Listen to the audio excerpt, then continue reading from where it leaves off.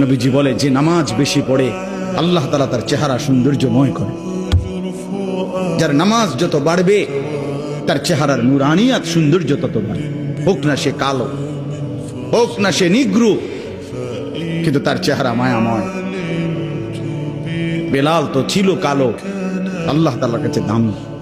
আবু লাহাব তো ছিল শুধু সুন্দর না, সুন্দরের আব্বা, সুন্দরের আব্বা। আবু লাহাব শব্দের অর্থ হইল সুন্দরের বাপ। আবু লাহাব একবার টকটকে সুন্দর ছিল, বেশি সুন্দর ছিল আবু লাহাব। আবু লাহাবের নাম আবু লাহাব, আব্দুল উজ্জা,